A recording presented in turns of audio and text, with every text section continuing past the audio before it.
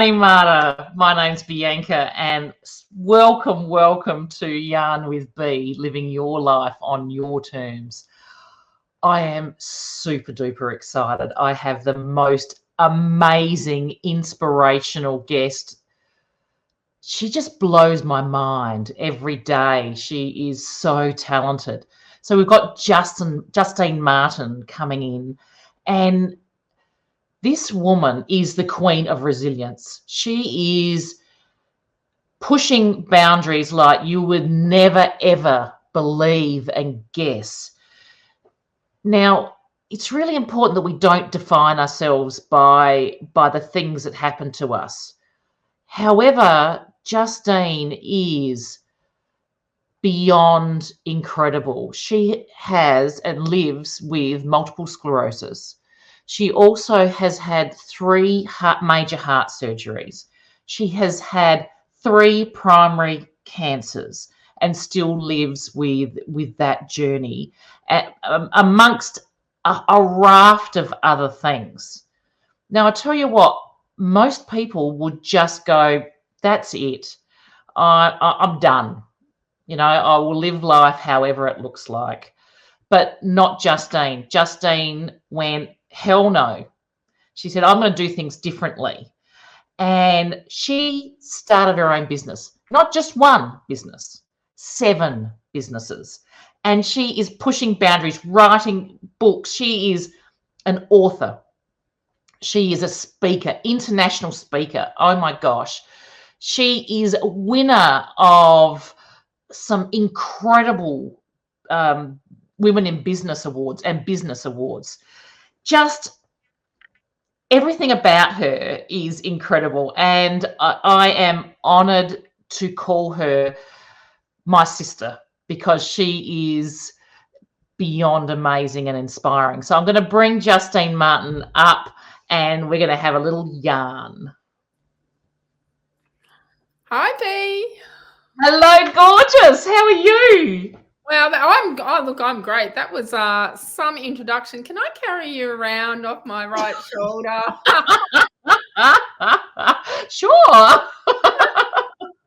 So before we go on, I just have to acknowledge that I'm here on Kaurna country and coming to you from gorgeous northeast Adelaide Hills. I just am absolutely honoured as a buddy my woman to live and work on this country as a visitor and to engage with elders and community, even though it's not my community.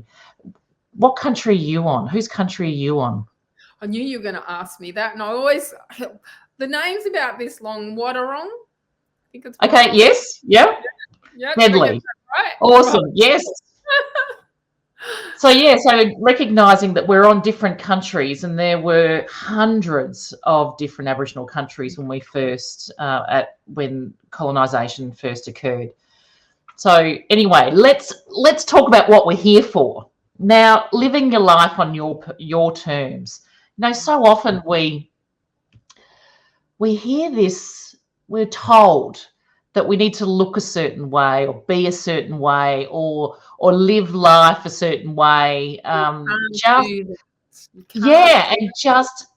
Just occur. Not occur. Live life a certain way, basically, and that's not what this is about. So, what does living life on your terms mean to you? Well, it meant 11 years ago listening to someone that said that I would never be able to work again, and then waking up one day and go, hang on, I am still a valuable member of society. I can still contribute. And that's when, I picked up a paintbrush and started and learned how to paint, and then sold my first piece 6 months later for $300, which felt like $3 million to me. And then I'm like, I can live my life on my own terms, not because someone has said that I can't do something, but it's like, I can still do things. I'm still a valuable member of society. My life hasn't ended just because I've been diagnosed with a chronic disease. And so nowadays, living life on my terms is doing whatever the hell I want. It pretty much is, as you know. Absolutely. Oh, you're allowed to swear on this podcast. No, you go for it. You go for it, sis. And this is the thing, hey. If I want to go on a trip, I'll go on a trip. If I want to stay in bed, I'll stay in bed. These are my terms. If I'm having a bad day, I fit the work around how I'm feeling. So that's living on my terms. I live on my terms on who I let into my life as well, in my inner circle, and then the next circle's out. I've got layers of circles around me, and they're my terms. They're my boundaries. Yeah, and you know what? People who see you, any one day you can go from dancing an Irish jig in a pub in Northern Ireland. We may have done that. We did, yes. So dancing an Irish jig, to having to walk with a walking frame, to being in a wheelchair. And each time someone is exposed to your amazingness, quite often what I find is people go, oh, well, look, she looks fabulous. She looks fine. She looks like nothing bothers her. And they don't see the other times where, what you have to push through and what you have to live with on a daily basis. And the reality of it all. Like I say that, people that judge me on that's the dog barking in the background. People that judge me on that see me just as a Instagram wannabe kind of thing. Those that know me and know more about me can pick when I'm having a bad day, even though I look normal.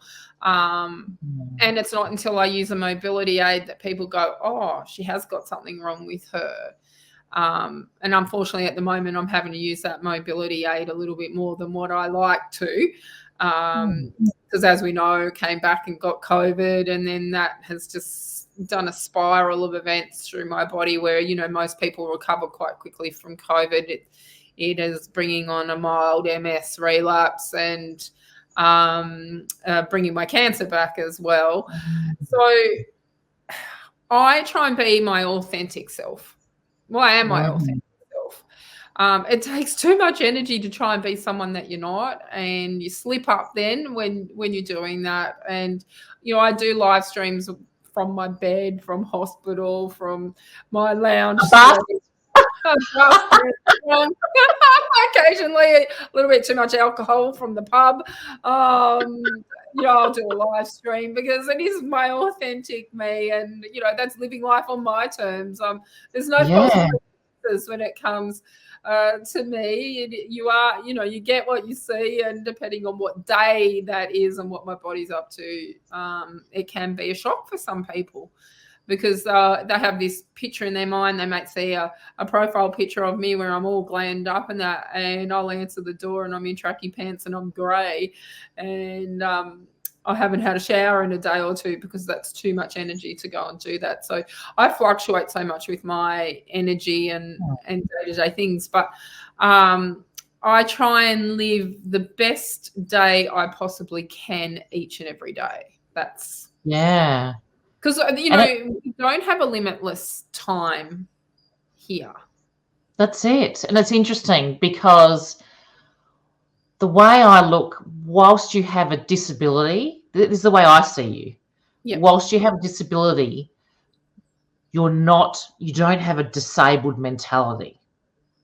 You just do stuff anyway, and you worry about how you're going to navigate that at some point, and you set things up, but you live life regardless. And you don't let anything stop you. And I just think that's bloody amazing. You're actually amazing. So I have a philosophy that I, always in the back of my head, which is called adapt and modify. Now, there's things that I can't do at all that I used to be able to do because of the acquired brain injury. I've got brain damage from the MS. There's some things that I can do, but it takes me a lot longer to actually now do them because I've had to adapt a different way, a different pathway of doing things. Learning something new is probably the most difficult thing to do, but it's not impossible. It just takes me a lot longer, 3-4 times the amount of time than what an able-bodied person would do that has full cognitive function rather than me. Things don't stick now in that brain. It could be just old age as well. Things don't stick like they should, and I need someone sitting beside me to show me, and then I'll video things as well. I'll say to someone, oh, look, do you mind if I video this, because I'm not going to remember. Not even by the time you've walked out the front door, by the time you've finished what you've just showing me, I'm not going to remember it. So, I have videos to remind me how to do things, and just like even parking the car in a car park. I can't remember where I've ever parked the car. I can't either. I have to take a photo. with a landmark in there, and then if I go to somewhere like really big and new, I take a photo of the entry exit point that I've come in, and the shop that I've walked past as well. Absolutely. Because especially if I'm talking to someone, because me, I talk a bit. If I'm talking to someone, you can forget everything else around me, because I can't multitask anymore in that regard, because I don't retain whatever else is happening as well. But you just adapt and you modify. And I suppose if I sat and thought about everything, I'd be rocking in the corner and going, oh, woe me, and be on the biggest pity party of all. But I'm selfish. I'm the first one to say that I'm selfish, and I want to live a full and rewarding life, and I want the finer things in life as well. And to get the finer things in life, you've got to work for them. That's how I was brought up. They're not going to be given to you. You've got to work for them. And what my doctor should have told me back in 2011 was not that you're never going to be able to work again, was that you're not going to be able to work in the job that you're doing at the moment. You're going to have to find something else. But that's not what he said. What he said to me was, you better find a hobby. You're never going to be able to work again. You're going to have a lot of time in your hands. And that simple rephrasing of, oh, you're not going to be able to work the way that you are, or in the role that you're doing, you may have to retrain. He didn't say that to me. I just wonder how many other people have been told the same thing, and that they're sitting there doing nothing, and depression has taken hold. And because I know that it happens. Yeah, that's right. And that's one of the reasons why I go out and share my story, and that gives other people hope. And absolutely. Oh, I do actually have. Oh, it's over there now. Your book, one of your many books, because you are an accomplished author, but also. Can I just say something on that? Yeah. All right. That blows my mind, anyone that says you're an accomplished author, because in high school, so here's someone else's false belief again, and we're told these things when we're growing up as children and teenagers, that my English teacher pretty much said to me I was never going to amount to anything when it came to words in English, and I was in the bottom. So we had 5 different levels of English in high school, and this is not to offend anyone, but I was put in what was called veggie English. And was told that, I was never going to amount to much in regards to that, and always got like C's and D's and the occasional E. My mum was horrified. I excelled in music, but I was terrible when it came to writing. And now, writing all these books and children's books and stuff like that. So don't listen to what others ever tell you in a negative way, because you can change and you can, re-educate yourself and adapt and modify. So interestingly, every step of the way, there was a choice that you made. Always. Every step of the way.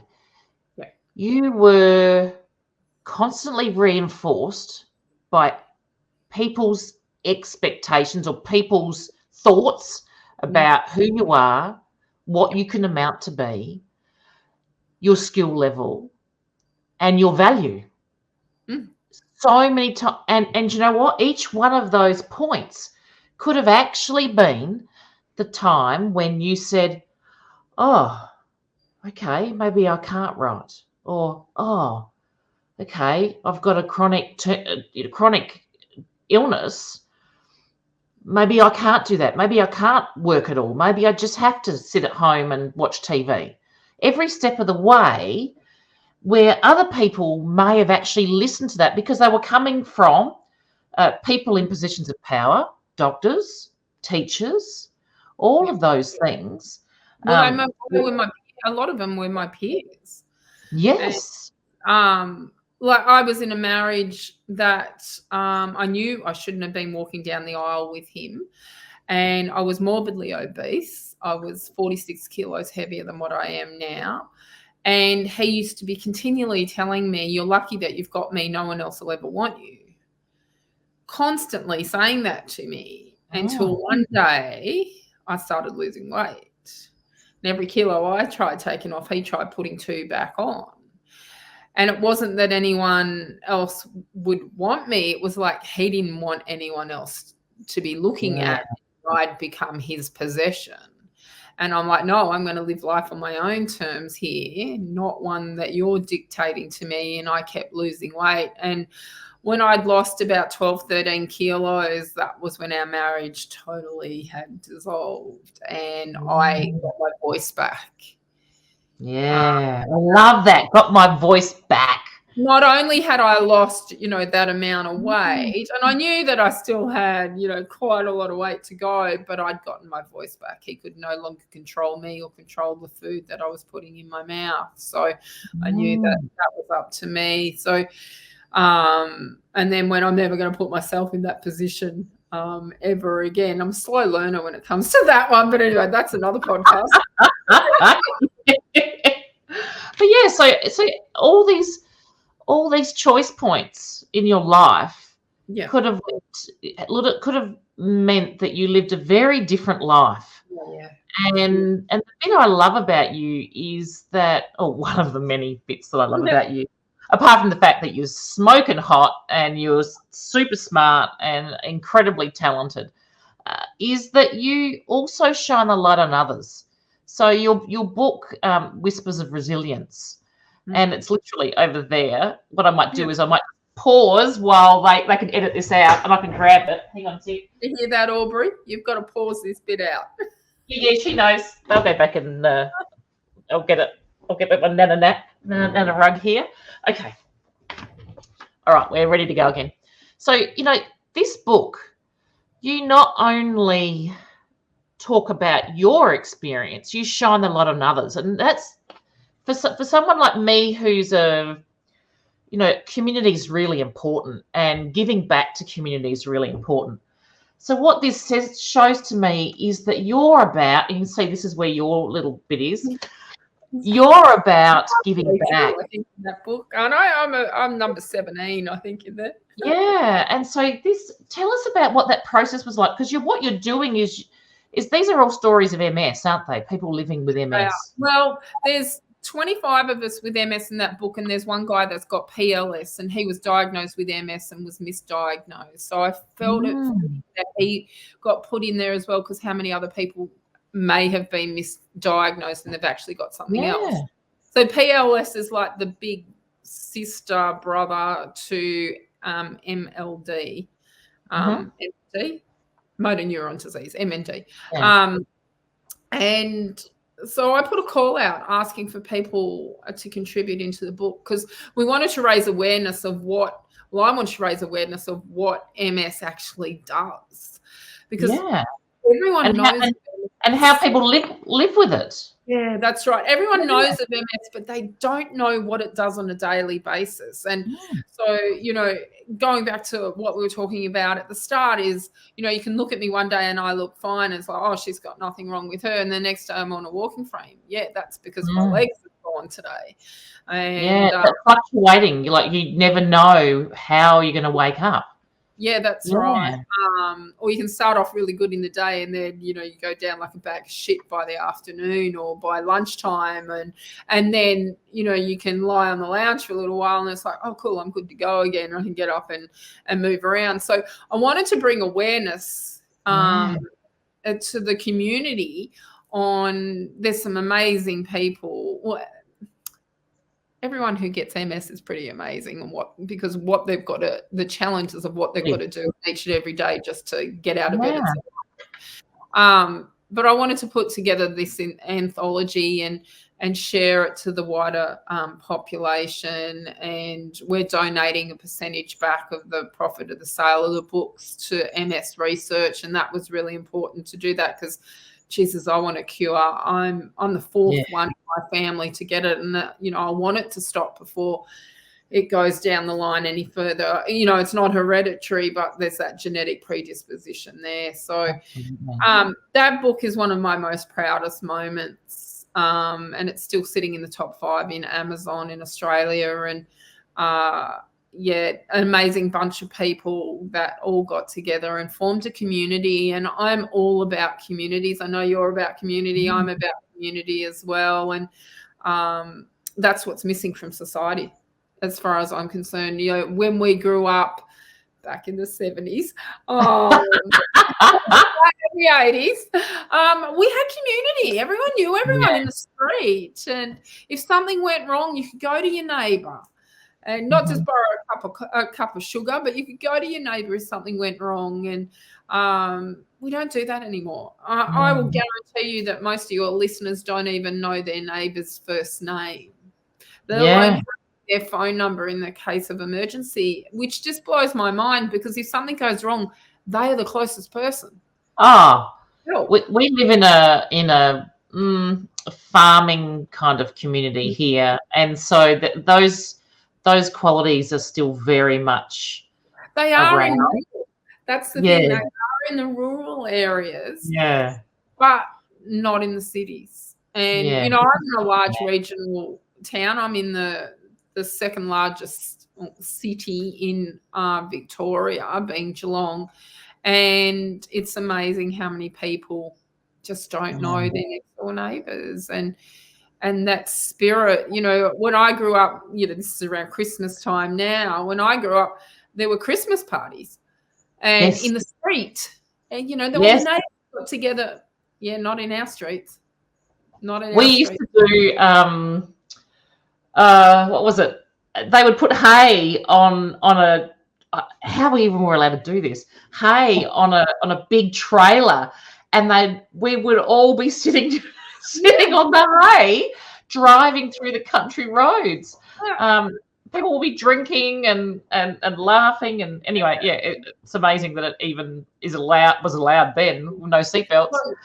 Communities, a big one, and the disability community as well. 4 of my businesses all help people with disabilities. Yeah, I want to touch on that, because what, we've talked about you living your life on my own terms. Not just on your own terms, but living your life with chronic illness and disability. Okay, that is part of who you are, but that is not your whole story.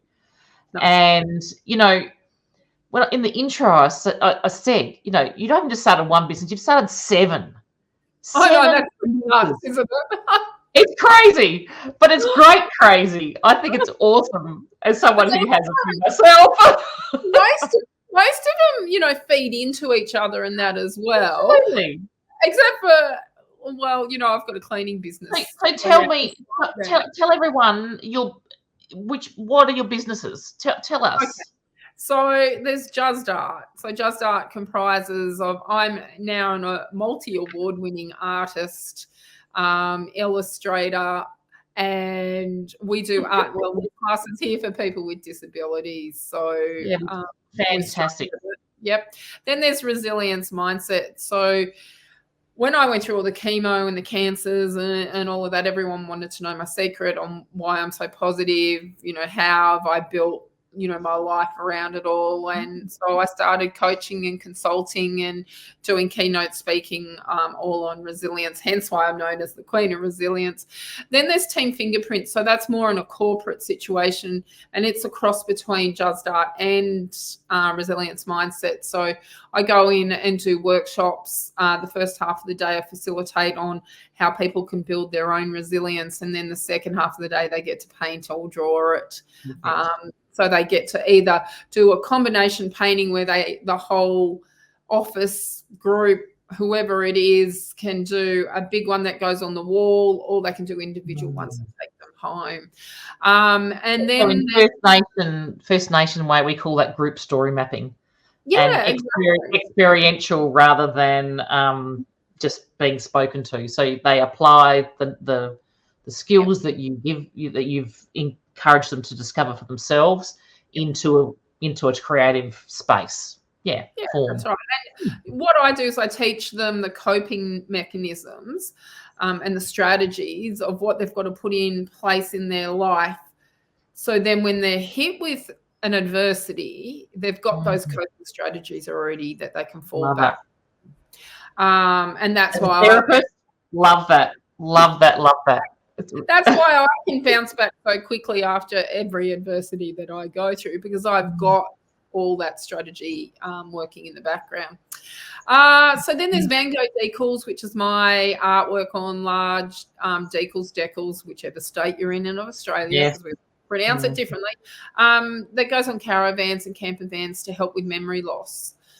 Then there's Geelong Residential Cleaners and Garden Care. So my kids were unemployed, my daughter and her husband, and she's a good cleaner, he's a good gardener. I went, let's start a business and do NDIS clients. So that's been going well. So for people who don't know what NDIS is? So that's a National Disability Insurance Scheme run by the NDIA, which is the National Disability Insurance Agency. And so for people that are disabled and that qualify, because not everyone who's disabled qualifies, but that's another story, then they can seek funding to help with things like the cleaning and the gardening of their home, to keep you the idea of the scheme is to keep you in your home as independent as possible and not go into institutions. Yeah, which is so important, because we know we heal in community. And when you move people away from a home environment to an institution environment, then, when they're having everything done for them, it decreases their ability to. Well, it decreases and their mental health. I mean, a lot of people have been in hospital for more than a couple of days. Imagine living there permanently in a place that, you have no control on what time you're going to go to bed. You've got no control what time you're going to get up. You've got no control about what you're going to eat. And you've got no open windows. No open windows. Right. So that's the NDIS. And so how many businesses is that now, have I said? I think, was it 5? I think you've got Morpheus Publishing. So of course. Morpheus Publishing, and I do writing classes for people. We over the month, each month I check in with them 4 times a month, and then they come into a community session twice a month. And primarily it is people with disabilities, but or people that are struggling. They want to tell their stories. They want to write a memoir. I've got one woman that's about to publish a book of poems that she's written. And she's amazing. Can't wait for that book to come out next year. And then there is Justine Martin Speaker. So we branched, although, my keynote's under resilience, it's also a standalone business as well. So there you go. There's the 7. And, a lot of them working with each other. So if you look at Morpheus Publishing and Whispers of Resilience, that book there was brought out by... So that book was brought out by Resilience Mindset, but Morpheus published it. And then, so I've written a children's book about same, but different. So on equality and inclusion. And so under Just Art was the illustrator. Resilience Mindset was the one that put the project together. Morpheus Publishing was the one that published it, and me So as it's all interlinked. they're all interlinked Yeah. as well. But I do employ staff to help, and it all just works. And Sarah, Duchess of York, got a copy of your Same but Different kids book? She did, and Whispers of Resistance as well. So that was an amazing day. That one. Absolutely. Yeah. So you touched on authenticity. Can you explain more about what that actually what does it mean for you? Because I know what authenticity means for me. What does it? What do you mean by your true self? Being your true self with no pretense, comfortable in your own skin. That what you see is what you get. I don't put on a false pretense over here and one over here and then go, oh, where am I? Who am I in all of this? But being authentic in everything that I do. And I'd like to think that comes across in socials, on my website, when you meet me in person. Absolutely. That I'm the same person all the way around, in being authentic, being my true self. You've got someone in your life that won't let you be your true self, then you need to change your inner circle. Yeah, I 100% agree with you, because, as I said earlier, we don't actually, by playing small, we're not doing anyone any favors. No. Least of all ourselves. And what happens when you stand in your authenticity? You sit in who you really are, not what your labels are, but who you really are at your core. Then what that does is that gives people permission. It gives other people permission to be authentic themselves, if they're brave enough. Because the way I look at it, it takes a lot of bravery to be authentic, because it can be very easy at times just to put a mask on. But it's also hard to keep it up when stuff's really going down. Yeah. It's hard to keep it up when you're facing an adversity. Yes, absolutely.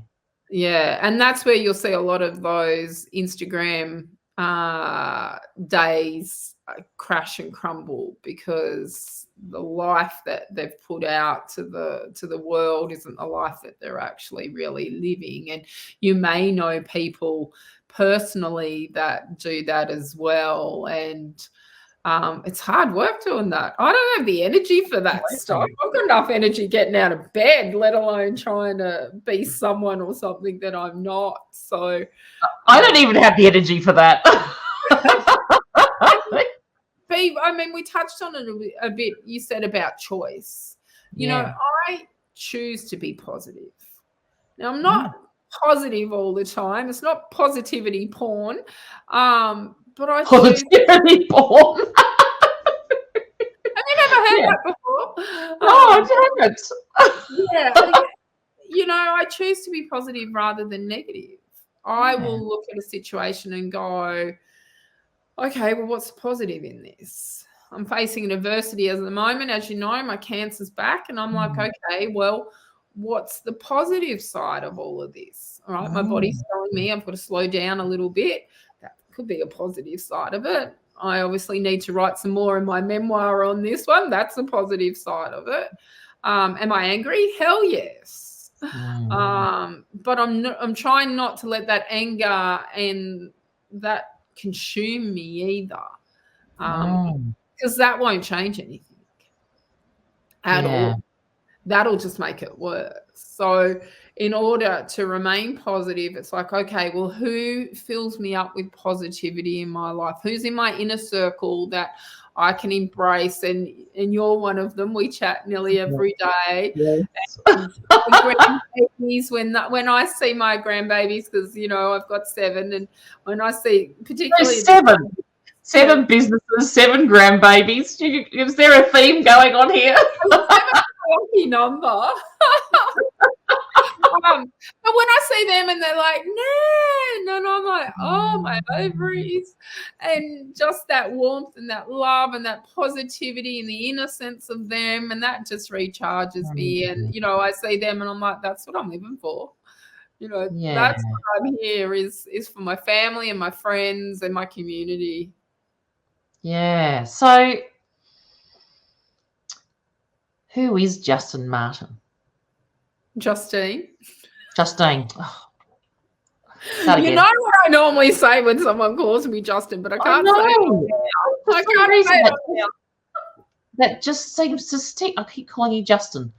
Okay, Yeah, ready? right. Sorry, Aubrey, you have to get rid of that part. So, who is Justine Martin? Me. Mm. Me. 100% authentic, someone who lives by her own terms, someone that's broken the boundaries of normality, I suppose, on what society sees that you should and shouldn't do when you've got a disability or when you've had cancer or whatever that adversity is. I'm just living my life to the best, that I can, making sure, like I said, that I try and fit as much in as I possibly can. The one saying that I really, really, really live by is, and this is, you can quote me on this one, it's one of my quotes, is that time is the most precious commodity on the planet. You cannot buy it, sell it, reuse it, borrow it, or steal it. So be careful on what and who you spend it on. And Absolutely. if something is not aligning to you and your authentic self, only you have the power to change it, and do not wait for someone to do it for you. So that might mean that you're stuck in a job that you don't like to do. Go and upskill, go to night class, get uncomfortable for a little bit and change. If you've got people that are negative all the time around you, put boundaries in place when you go out with them and say, I've got a girlfriend and I've said to her, we are not talking about this, this, and this. I'll come out with you, but these are the things that we're not talking about. Because there's nothing worse for me than coming home and being sucked dry of all my energy because they've been negative the whole time. Yeah. And it's a bit like that, the research that was done on water, and putting positive or less positive intentions towards water and then freezing it and seeing the difference in the ice crystals.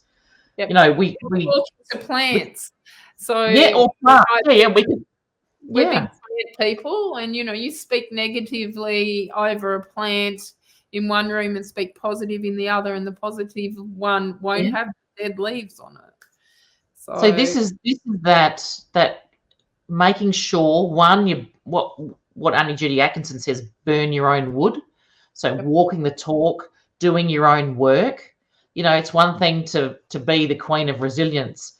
However, if your internal world doesn't match that, but yours obviously does, without a doubt, it just exudes through you. It's absolutely awesome. And that love comes it. with that Love authenticity as well. Absolutely.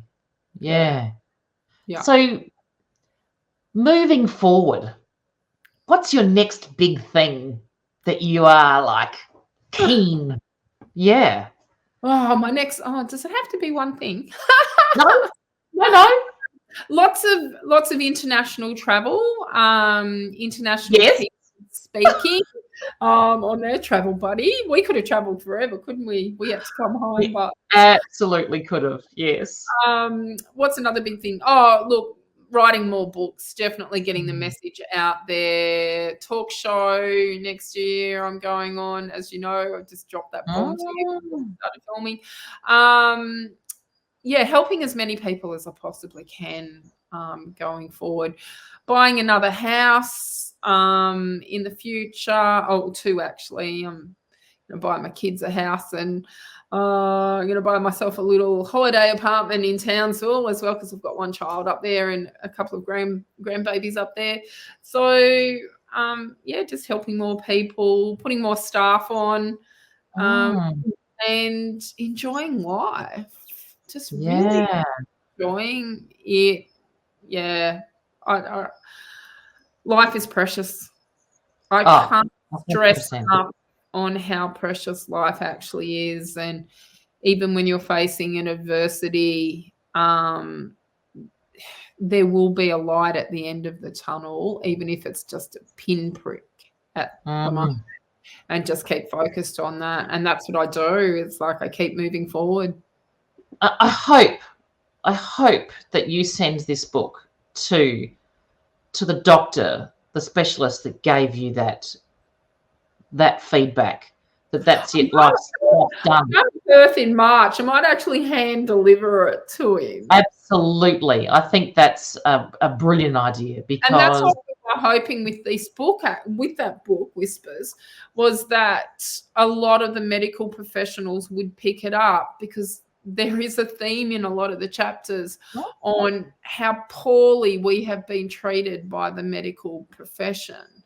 And, I know it's someone that got told to go home and get all their affairs in order because they were going to die, that they had less than 5 years left to live. Well, you can't die from MS. Let me state that again. You cannot die from this disease, but you get complications from the disease-modifying therapies, or because our immune systems are so compromised, something like a common cold can lead into pneumonia, and you'll die from like pneumonia, but you can't die from actually MS. So, I did think about hand delivering it to him in March, dropping it. He probably wouldn't even remember my name. It's so long ago now, but that's the thing. He wouldn't remember me, but I definitely remember him. And you 100% do.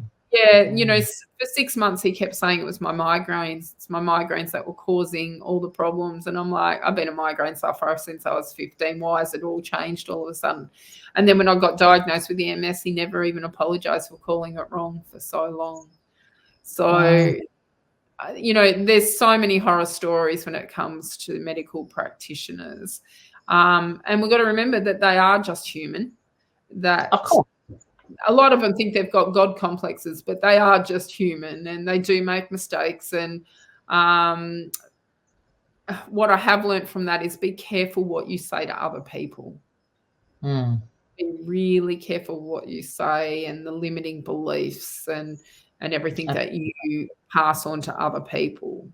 We should be lifting everyone up, not bashing everyone down. 100%. So, that's almost your concluding quote, but if you had one thing that you could share with the people listening that's about living your life on your terms, or anything that we've yarned about today, what would it be? Just do it. Action it. That's been my thing. Just action it. If you've got an idea, action it. Just put it into play. Don't wait till next week. Don't wait till next year. Start actioning it now. You'll hear people say, I thought of that idea. You might have thought of it, but you didn't action it.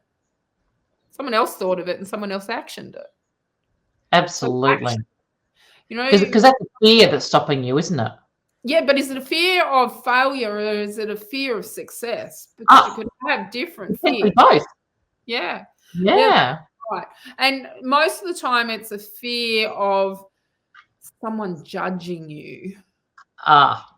Yes. It was interesting. I saw something on Facebook of all places, and I saw that you'd commented about, people are only going to comment those that are actually showing up. People don't comment on those that aren't. No, and right. Just by showing up, you open yourself to criticism. I love that.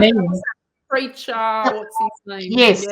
PD Kane or something. Yeah. And just by showing up, you open yourself up. Yeah. But would you want it any other way? No, hell no. Live life on your terms. Absolutely. And whatever that looks like. And you know what? If by you turning up, you living your life on your own terms, makes someone else uncomfortable, good. Yep. Deadly, I reckon. Yep. Because all that does is shows what they're Yeah, and the projecting. classic thing is when you tell people that you're on a diet, all right, and you lose quite a lot of weight. Now, I can speak from experience here because I was a Weight Watchers leader for nearly 10 years. You lose weight, and people all of a sudden are saying, oh, you don't want to lose any more weight. You've lost enough weight. And, you might have 20 kilos still to go. Don't go losing any more weight. Here, just have one more piece of cake. It won't hurt, because all of a sudden they'll see that you're successful in losing weight. I'll guarantee you that they've got weight to lose, or they've got to improve their health in some point. They see you out walking or exercising, they're sitting at home, the only exercise they're doing is their thumb with the remote. You're making them feel uncomfortable. So in order for them to feel better about themselves, they're going to knock you down. And that's the same with anything that you succeed in life, and that tall poppy syndrome. That, as soon as you start, like that podcast thing that we saw the other day, as soon as you start putting yourself out there and in front, and that you will get the trolls, you will get the negative Nancys in there. You just have to. My auntie always says to me, stay in your own lane. Oh, I don't believe lanes. No, Get rid of those lanes. I know, but what she means is, keep your blinkers on where you're actually heading, and don't look at all the naysayers and all the negative comments and the false beliefs of others. You got an idea, you just action it.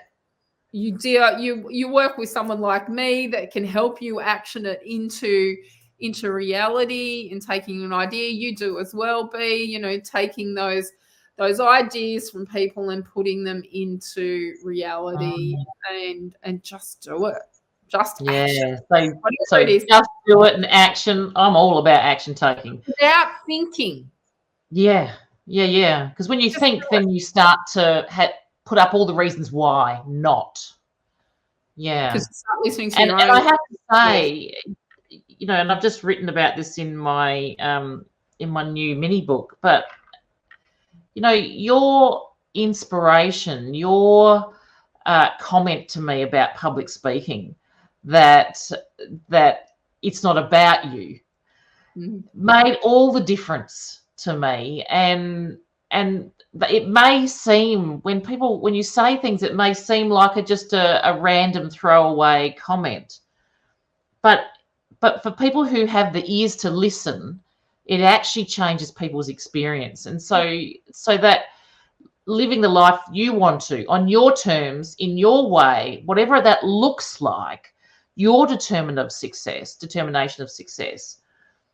it may just be one thing you say or do or show up in some way that actually helps someone to show up in another way, in their authentic self. Before we go, I just want to touch on, because I know recently you won the Geelong Business Person of the Year. Now, that was pretty cool. We're not talking about being in a category. You smashed it. You took it out overall, and anybody in any business, you won. So I'm still in shock over that one.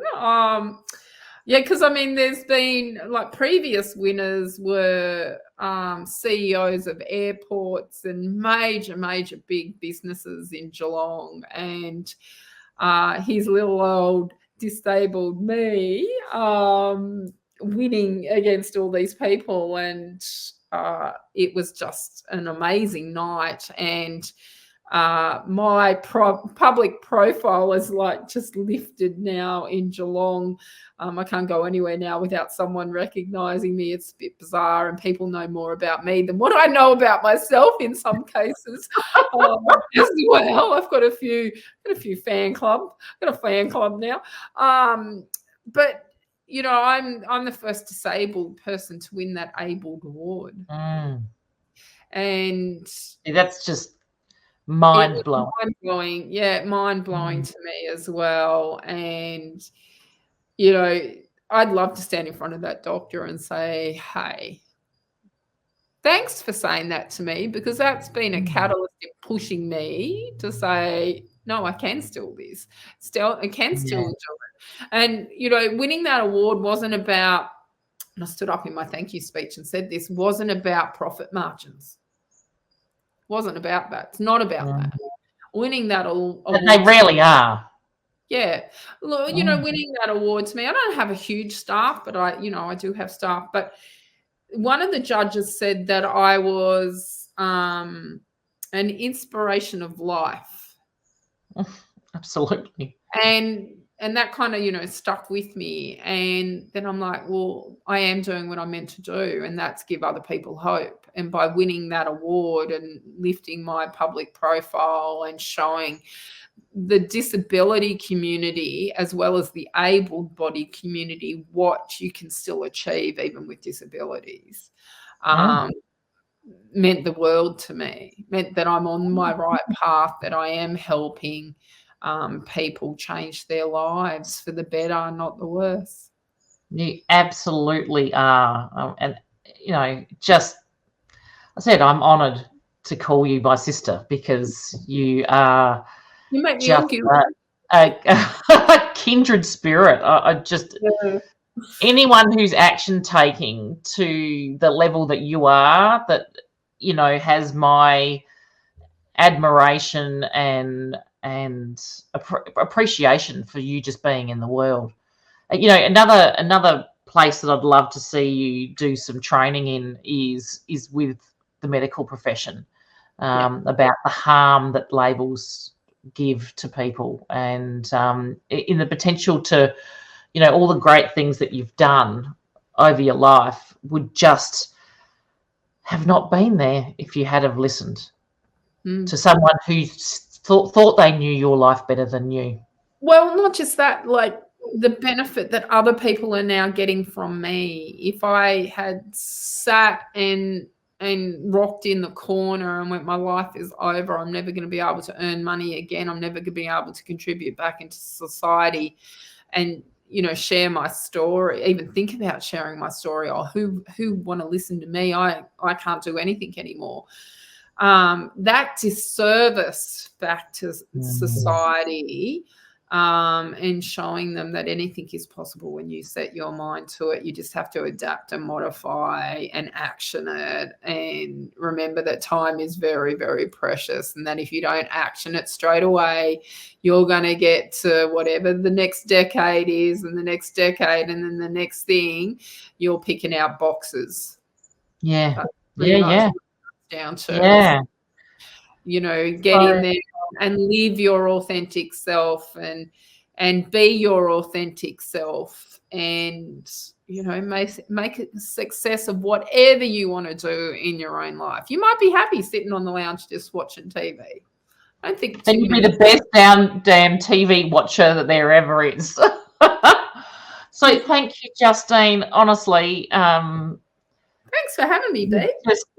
You are welcome. You just inspire me, and I think you're amazing. And that statement, don't let anyone define what your life is, and action take. Just do it.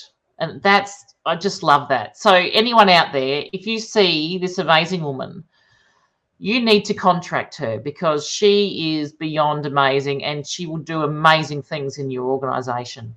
And all the links to all your pages and everything will be on the information. But thank you so much. It was such an honor to have you here.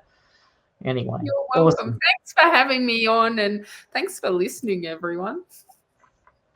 Awesome.